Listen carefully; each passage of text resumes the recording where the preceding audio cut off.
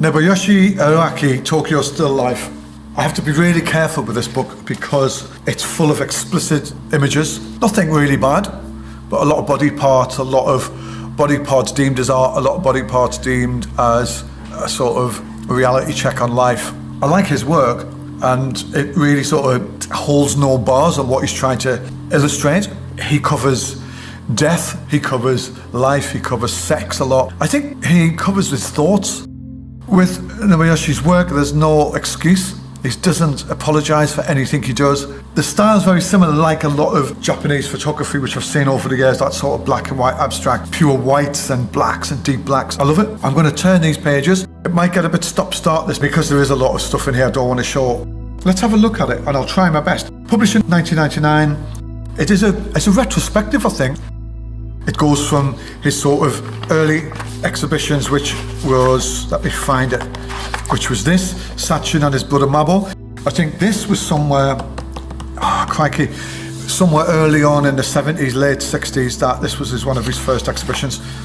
And it's gorgeous. Some lovely colour. It's got that sort of early 70s colour to it, hasn't it? Anyway, so going back to this, it starts with that and then it ends to this exhibition called The End of the Century. So this was, I think it was on at the Ikon Gallery. So I'm going to go through it, take on board some of the imagery, take on board some of the beauty in the shots, take on board just the unapologetic way of taking pictures, really. There's all concepts, themes, metaphors within everything he showed. This is a slight snippet, I guess, of his bigger picture of work. He's got, search his name on the internet, he's got absolutely tons of stuff. And then you'll see a more in-depth version of what I'm going to show. I just want to show some of these. I want to show this book because I love it and I love that cover. I think there's a foreword by Adrian Searle. Actually this is the foreword by Jonathan Watkins, and there's an essay called Suspended Feeling. Feeling. Pressing the shutter is like stopping the breath for a second, but no killing, please. It's just a state of suspended feeling.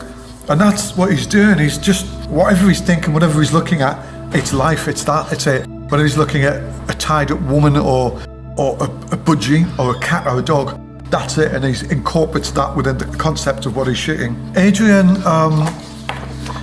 Searle this was in 2001. Adrian, as I remember, is the senior art critic at The Guardian. So he knows his stuff, and yeah, so a great essay. I've read some of it actually. I remember reading this when I first had it, and it's like, there's some really nice discussion in it, like talking about his metaphors and the way he shoots. I think, you know, there's certain things which he says and which make relevance, and I think you need to look into that. I think you should buy it. Anyway, so this is Sachin and his brother, Mabo, and that there, and then that's on that page there. That's really nice. I don't know what that's about, I have to say. Like I read through some of Adrian's stuff, I might be able to get it. So then you can guess why I'm covering my hand here. This one's called Tokyo Nude. It's going to be quite interesting.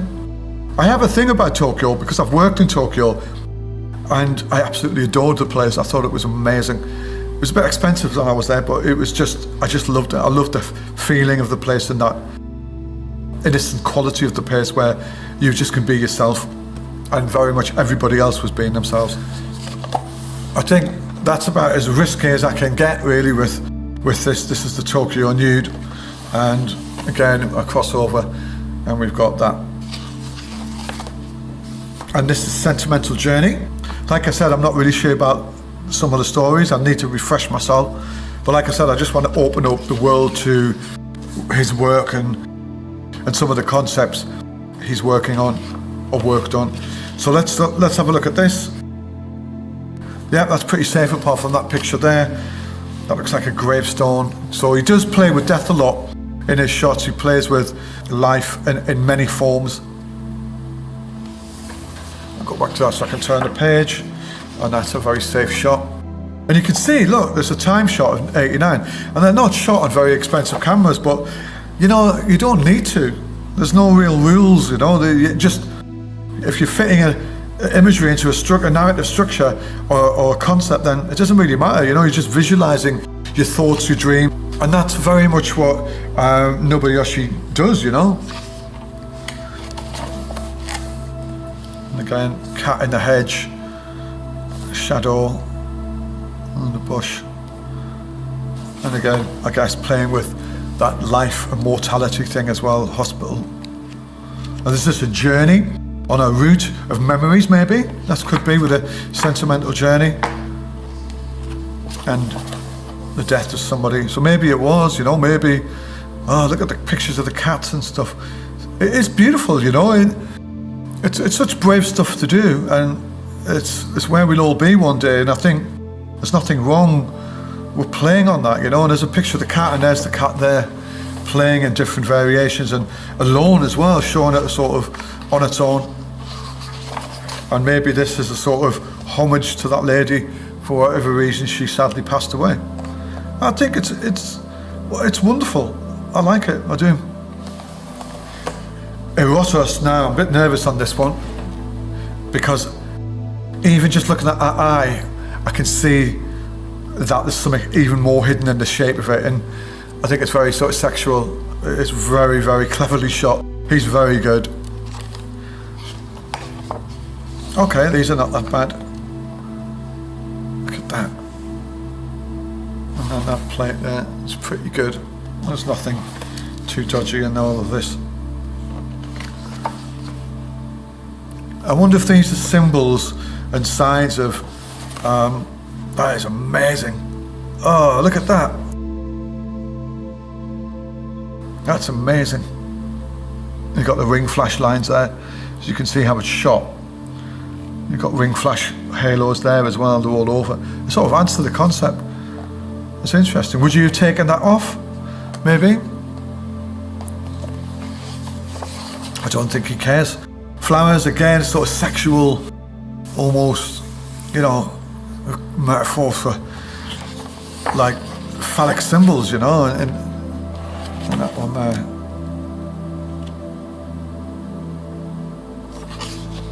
Definitely.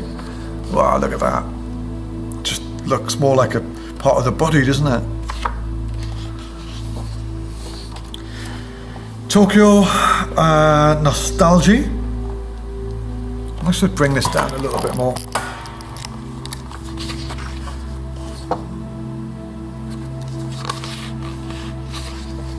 So I'm going to cover that and then run on to that.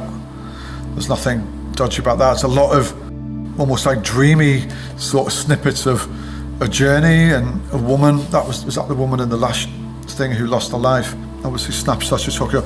Some relevance to the photographer. And okay, so this is where it's going to get a bit jumpy. I moved over here to this page. They're quite sinister, some of these, and I'm sure they're not meant to be. And there's definitely a sort of separation and a sort of really strong signal within the shots that the landscape is supposed to be intimidating and the person is intimidated, maybe. You can feel there's a sort of intimidation and separation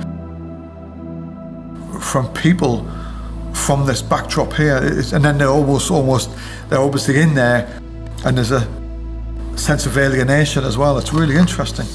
I guess with the pictures I'm missing out, it would make sense. It feels like they're almost crime scenes. There's women tied up on my right page. It's intriguing.